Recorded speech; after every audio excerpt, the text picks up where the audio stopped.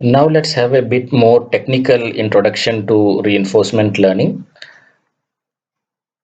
We have already seen these figures, but we will have a little more technical discussion. So, as you can already see, the agent and the environment are continuously interacting with each other at every instant of time. So the time is usually represented in terms of t, and there are individual steps 0, 1, 2, 3, etc. And it keeps on going till the goal or the end of episode is reached. So if you want to explain how the agent is behaving at every time step, this is what happens.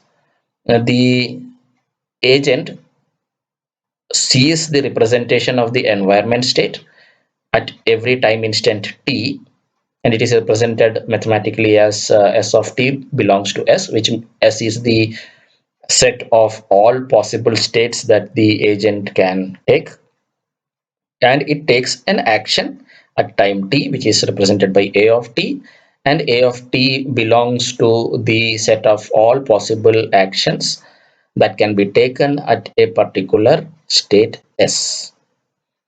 And again, as the consequences of the action manifest themselves, the agent receives a reward at the next time instant t plus 1, and it will also find itself in a new state s plus s of t plus 1.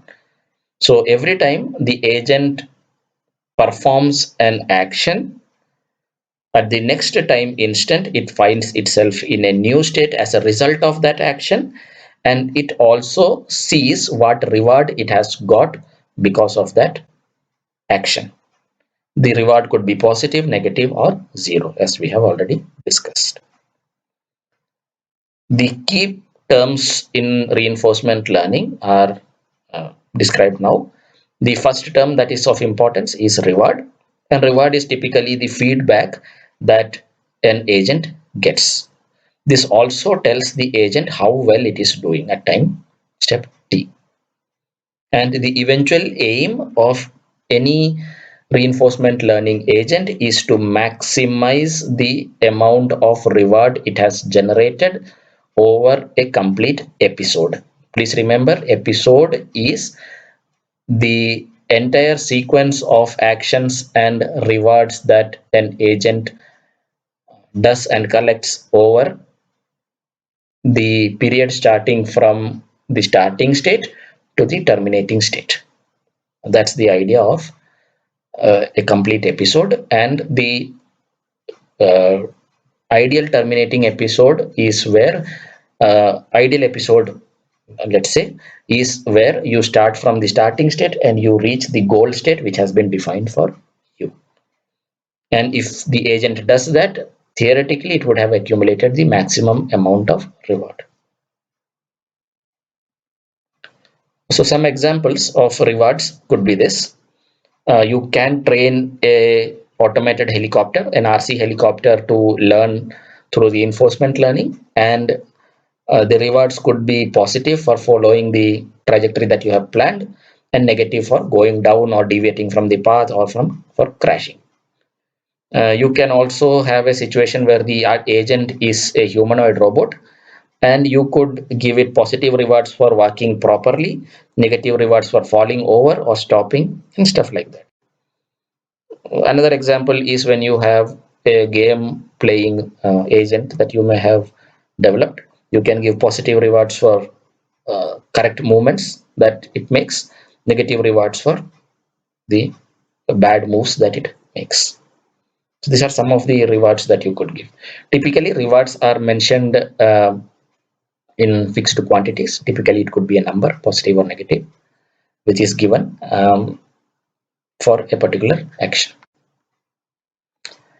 Another important term that is relevant for reinforcement learning is history. History is the sequence of all the states and all the actions and all the rewards that the agent has collected over the entire history of its movement. So you can see The history at time step t is a combination of the state it was initially at time step 1, the action that it did at time step 1, the reward that it got at t plus 1, that is 1 plus 1 on the second instant, and so on all the way up to the current instant. So a set of all the states, actions, and rewards that the agent has gone through till the current instant in time is called its history. Typically, you can predict what is going to happen if you have the entire history of the agent. In some cases, it is possible. In some other cases, we do not keep the entire history. We will see that in the next few slides. And remember this diagram. We have already seen this many times.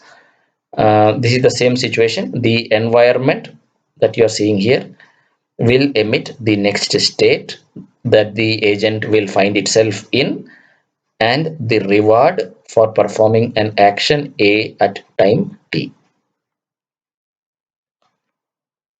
So the next important term that we should talk about is the state. State is the summary of all the information that the agent has encountered so far. So typically, if you want to explain mathematically, state at time t is a function of the history of the agent. So in human terms, people sometimes say that what you are is a function of all your experiences or the history of things that you have gone through. That's what makes you what you are today. Something similar can be said about artificial agents also. The current state in which the agent is a function of all the history that it has been through. That is an easier way of understanding what do you mean by a state of an agent. The second thing about the state is that there are two definitions of state. One is the agent state and second is the environment state. Every time the agent performs an action, the agent's state also changes. The environment also gets affected because of the agent's action, and therefore the environment state also changes. So the environment state is the representation of the environment. So this is what defines how the environment is looking like now because of the actions that have happened in the past.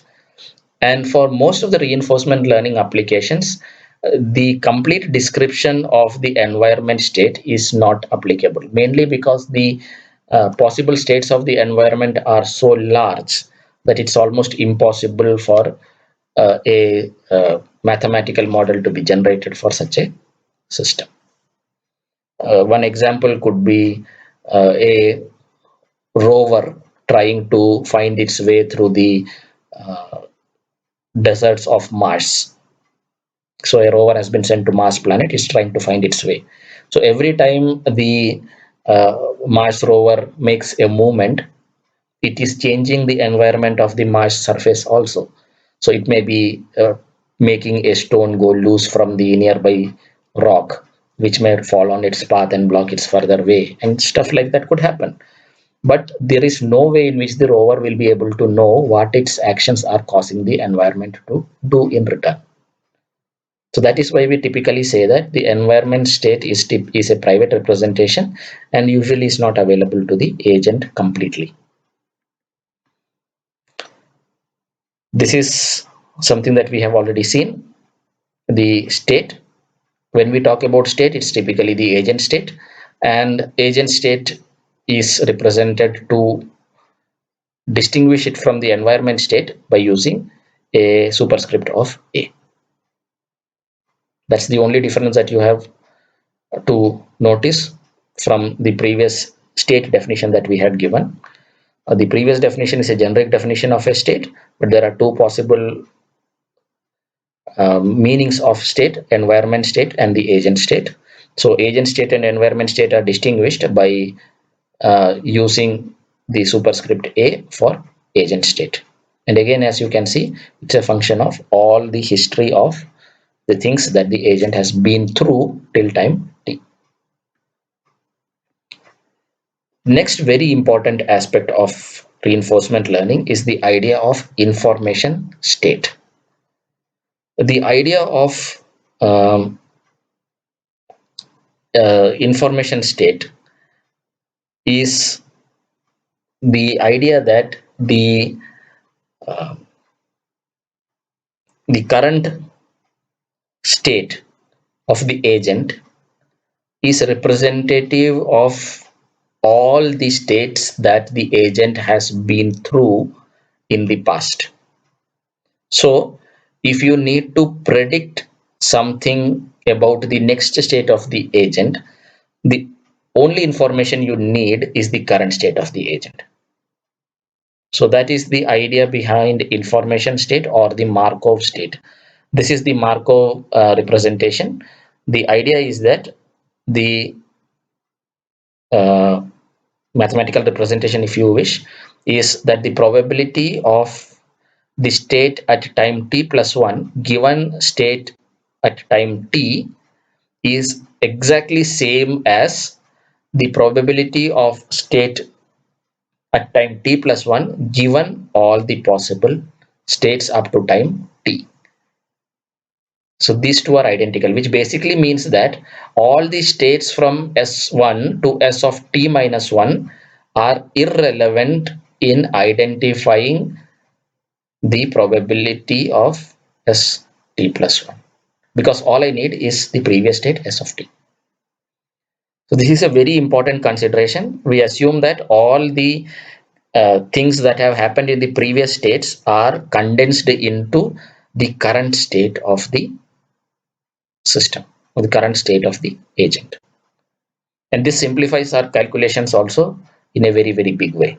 So in all the future cases, we are just going to talk about Markov states in most possible ways. So now let's have a look at the type of environments. There are two possible environments. One is fully observable and second is partially observable environments. So the example that we have for fully observable environments is a chessboard, and partially observable environment example can be thought of as the rover robot which has landed on the Mars surface. It has only a very limited understanding of how the Mars surface is based on what it can see through its camera.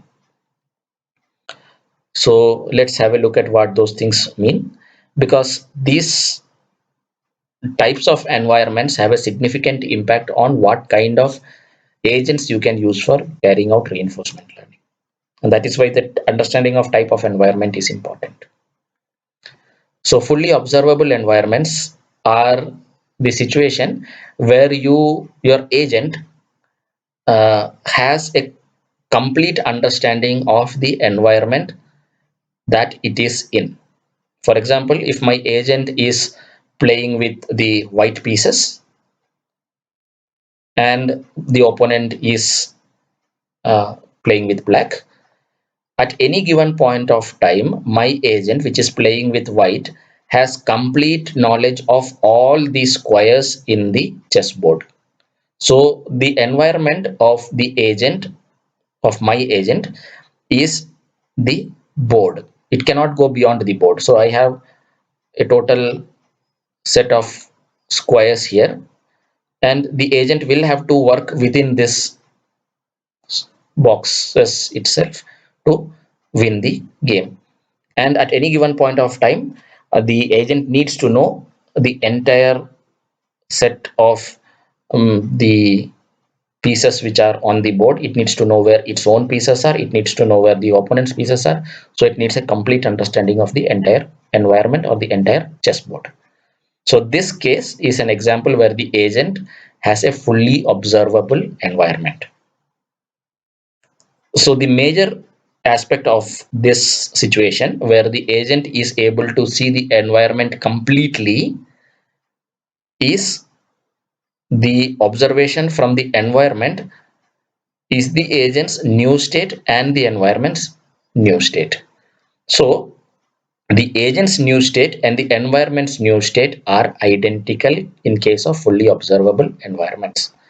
And fully observable environments are feasible only in very small cases, and whenever fully observable environments are present, you typically have to assume that the environment's new state and the agent's new state are same. This is typically defined as a Markov decision process or an MDP. The second possible scenario of an observable environments is when you have a partial information of the environments. As I already said, you take the example of the Mars rover. It's landed on the surface of Mars, but it does not know the entire surface of Mars. It just knows about the environment that it can perceive or see through its camera and other sensors. So, in this particular case, if it takes an action, it cannot fully comprehend what changes it has caused to the environment in which it is operating. So in that case, the agent state will not be the same as the environmental state. So in this case, it becomes a partially observable MDP. So there are two ways, fully observable environment and partially observable environment. So in case of partially observable MDP, the agent has to come up with some estimation of how the environment is and how its own state is.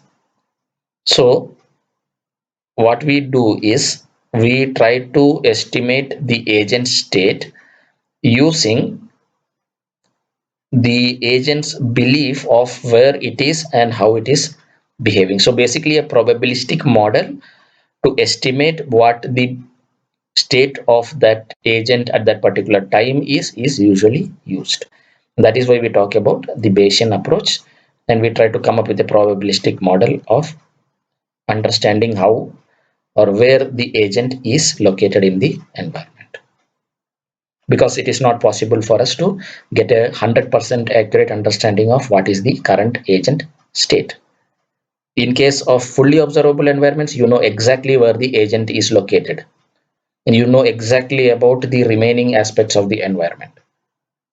But in partially observable environments, that is not the case. So basically, you can generate only a probabilistic approach, or you can get a probabilistic approach of where the agent could be in the environment. So there is another way of improving the understanding of the environment by an agent. The easiest way of doing that is with the help of recurrent neural networks. So recurrent neural networks kind of mesh very nicely into this idea of reinforcement learning, because recurrent neural networks also behave in a sequential manner. So they also take in sequential inputs and generate outputs, and then the learning happens sequentially. So in the same way, you can see the state of the agent can be thought of as a nonlinear function of the previous states and the current observation or the current uh, behavior of the agent, or the current behavior from the environment. So this is very similar to the equation that we see in case of recurrent neural networks. There is a bias term in case of recurrent neural networks, which is what we are ignoring right now. But broadly, you can see this is very similar to what we see in case of recurrent neural networks. If you don't remember what recurrent neural networks are, you can have a look at the previous videos where I have described in detail what recurrent neural networks are and how they work.